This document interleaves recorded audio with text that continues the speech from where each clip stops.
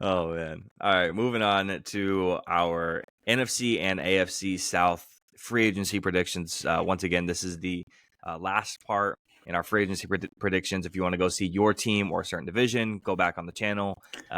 Let's get it. They're all going to be there.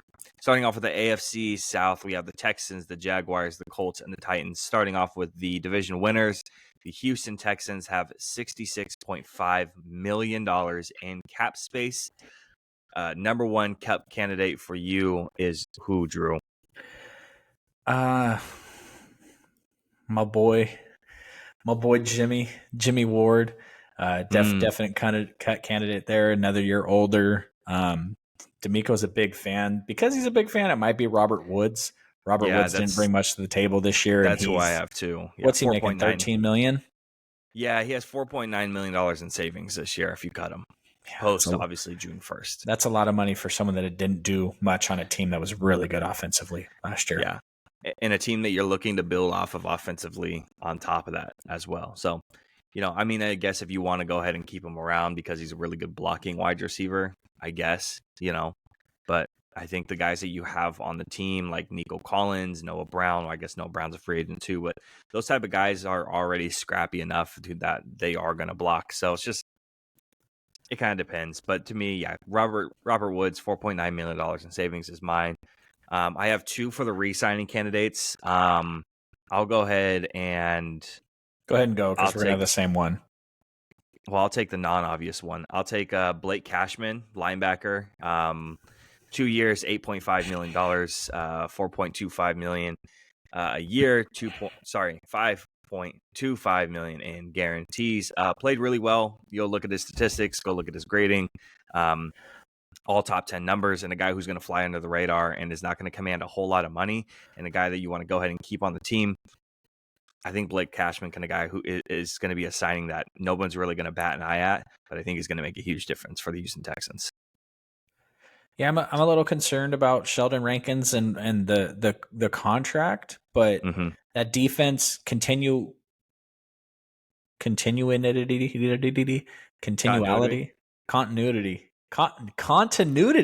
Wow. Continuity. Wow. X-rated podcast here. Whatever the hell I'm trying to say, you know what I'm trying to say. I think you got to just bring back the defensive players, and start building under D'Amico. So I think he is someone that they should try to bring back.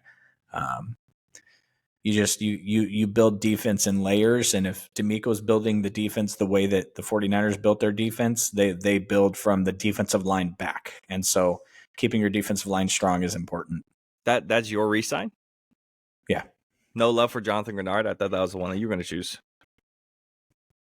I mean, it's a lot of money to command for the edge rusher. I mean, it's a 4-year, $72 million contract, $18 million a year. I mean, granted, he's played well for the last 3 years, so is it the money thing for a guy like Jonathan Grenard, or is it someone who just kind of went over your head a little bit? No, it's not that. It's just that when in the modern day NFL, you can't pay two players at the same position. No team pays two corners, no team pays two wide receivers. Like it's all very, very rare.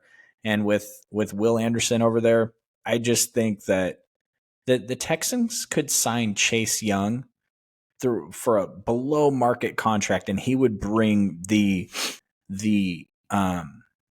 threat needed on the other side of Will Anderson to allow him to be good. So I honestly,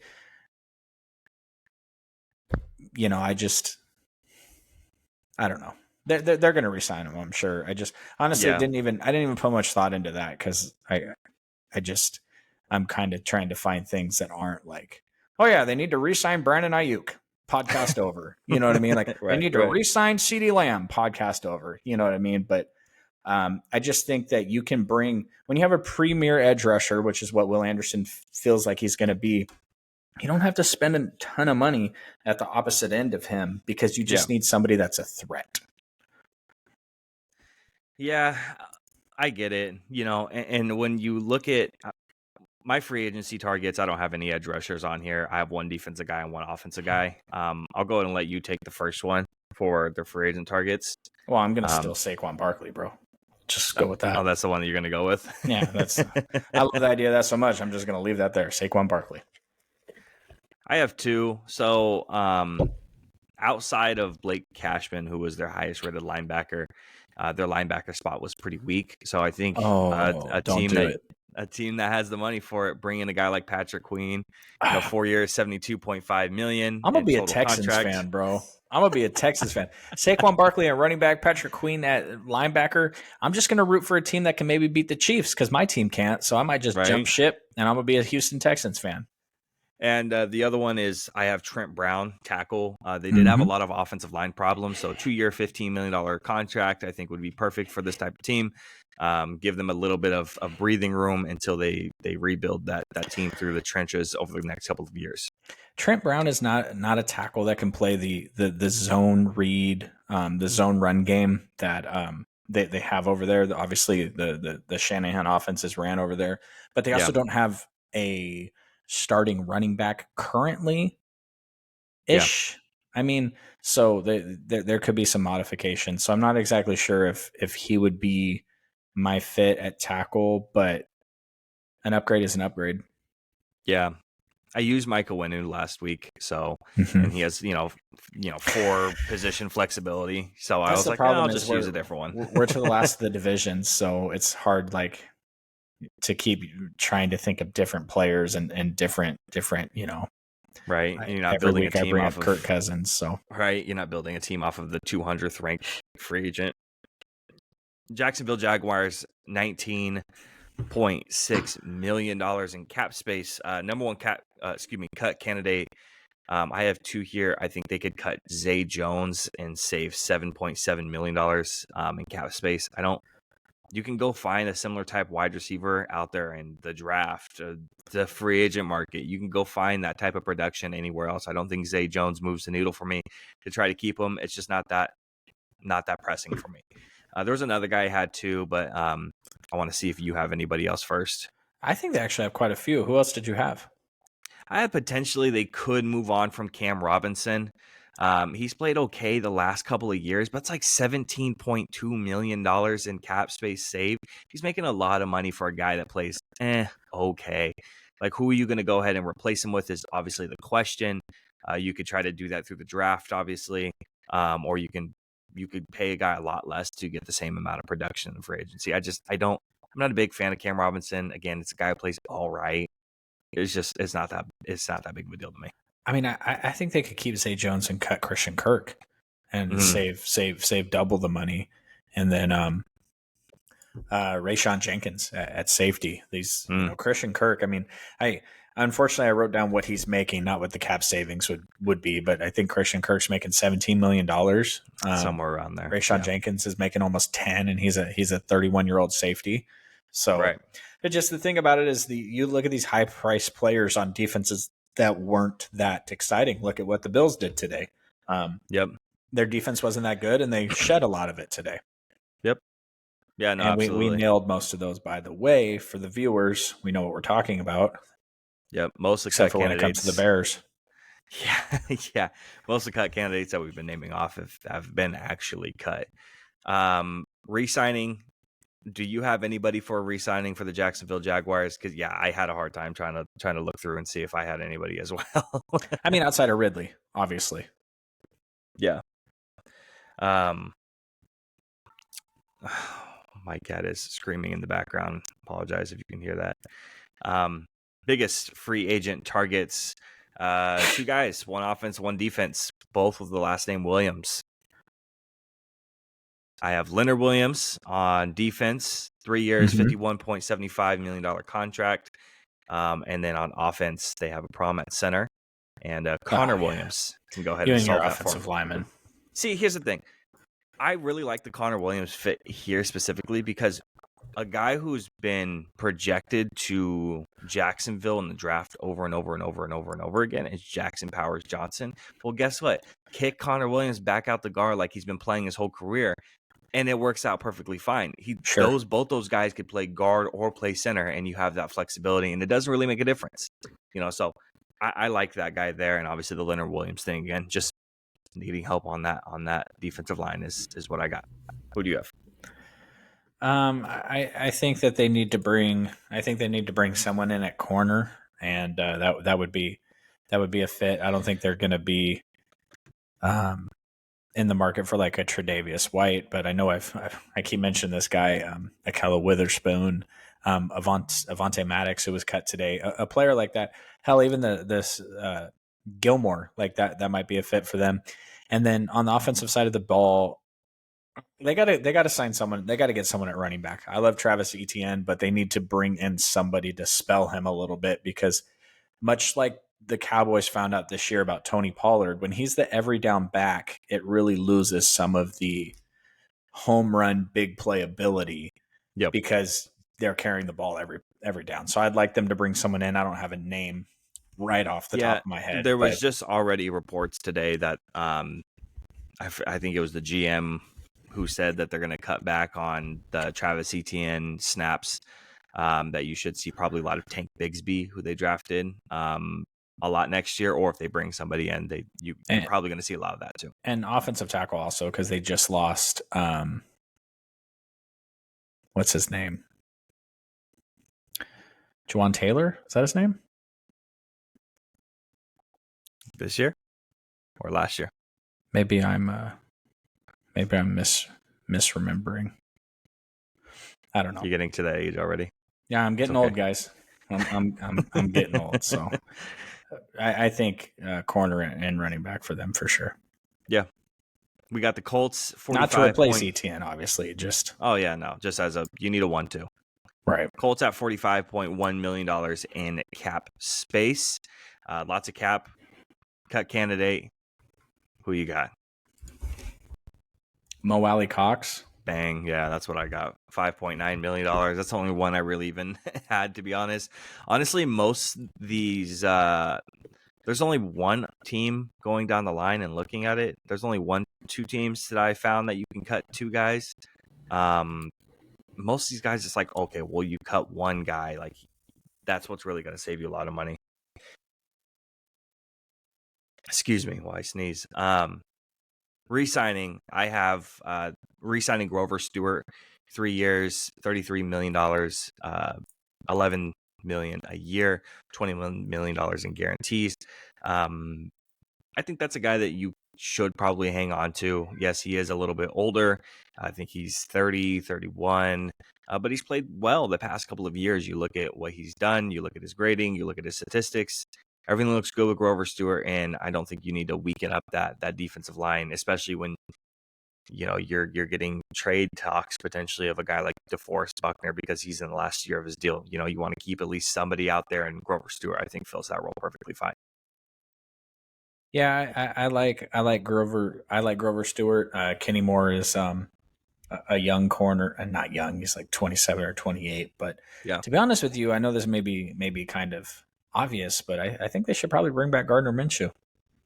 Yeah, I thought about that one as well. I think that unless he, because of the way he played or has been playing as a backup, he thinks he deserves a little bit more money. He might be a sneaky. He might be one of those guys that are sneaky, like out there. I think that there's a market for like a Sam Darnold this year. So if Sam Darnold has a market, then Minshew Mania definitely has a market because he played well. Ish. Well enough. Yeah. Well enough. Well enough that someone will overpay him because that's what NFL teams do, right? Exactly. And then once again, I have two targets, one on the offense, one on the defense here for the Colts. You want to go ahead and take your biggest targets? What do you got? Colts. Mm-hmm. Yeah, I mean, I think we already covered it. I think they need. Before the Michael Pittman franchise tag, I would have said wide receiver number 1. They've obviously tagged him. I think putting somebody opposite of him because some of their other players haven't worked out. Backup running back, I think, is a sneaky important position for them because I'm not sure about Jonathan Taylor's health going forward. I don't know much about the Colts defense, but I'm sure they could use any one of the Leonard Williams or the Danielle Hunter or all those guys that are out there right now. So, but offensive side of the ball, just somebody that is a change of pace behind Jonathan Taylor, but at the same time can handle the workload if they have to. I have Chidobe Awuzie corner. Yeah, see? Coming over. Cheeto. So yeah, so I have him coming over to help out with that cornerback room. Yep. Even if they retain Kenny Moore, that doesn't move the needle for me. He's a slot corner, while Chidobe Awuzie is an outside corner. So I think that fills the role really well. And the other thing I think that this team needs, especially if you're cutting one tight end, is bringing another. Bringing a guy like Hunter Henry can really help out a young quarterback. We were just talking about that tight ends help young quarterbacks or safety blankets. And I think Hunter Henry can do that for Anthony Richardson. So those are my two guys there. I'm a big Hunter Henry fan. Yeah. Ever since he was with the Chargers. So I think he'd be a good fit for a lot of teams. Yeah, definitely. Tennessee Titans, last place in the division, but they have the most amount of money with $69.7 million in cap space. Number one cut candidate I have is Andre Dillard, $6.4 million saved, but I was really scraping to try to find a cut candidate. Do you have another one? DeAndre Hopkins. Yeah, I know you mentioned that one. Yeah, so Hopkins, I know Hopkins saves what? Hopkins saves quite a bit of money, doesn't he? Yeah, it's a lot of money. And also, like, if you're going to let Derrick Henry go, who, spoiler alert, will be my re-sign candidate for this team, if you're going to let Derrick Henry go, what are you keeping DeAndre Hopkins around for? It just, either bring back the players that are going to best suit you to win or move in a different direction. So to me, I don't think you keep. Maybe you don't have to cut DeAndre. It's hard to find a cut candidate for a team that has a ton of money, but at this point, what's the future of that team? Yeah, DeAndre Hopkins is $16.35 million and saved. Yeah, you would only retain $1.9 million in dead money for cutting DeAndre Hopkins. Yeah, I didn't realize it was that much dead money. That it was like small amount of dead money, I should say. Yeah, wow. Moving on to the re-signing, you already brought up your Derrick Henry re-sign. I'm going to throw out Aaron Brewer, their center. 3 years, $20 million is what I got. So Derrick Henry, Aaron Brewer. I don't think Derrick comes back just because of his end of year speech that he decided to give to the fans. Yeah, so, I'm ignoring that for the purpose of this podcast. It never happened. You never saw it. I mean, if they cut DeAndre, then they need wide receiver, right? They need some offensive line help. They need cornerback help, and frankly, they need a linebacker. An underrated re-signing, I think, would be Azeez Al-Shire. Played middle linebacker for him last year, and he's a really good player. I kind of hope that Azeez hits free agency and kind of waits around to see what Patrick Queen gets, and then, comes home after we cut Dre Greenlaw, but we'll see what happens. Yeah. My biggest targets are I have three trench guys. Your favorite, dude. You love the trenches. Offensive line was horrible. Tyron Smith is out there. And you have Danielle Hunter on the other side. And then if you don't want to sign older guys and you want to bring a young guy who's maybe going to play on a 1-year deal, bring in a guy like Chase Young. Yeah, the Tennessee Titans have Chase Young and Tre'Davious White written all over them. Right. Yeah. They're a team that needs a lot. And it's like, where do you start with this team, right? With teams like this, what I almost want to do for next year is pick out a couple of teams, right? The worst teams. Let's take the 10 worst teams in the league and let's rebuild those teams from ground up, because I can say, oh yeah, let's go ahead and bring in Chase Young. But in reality, what is that going to do for him in the big picture? If we build the entire team, then now we're looking at something that's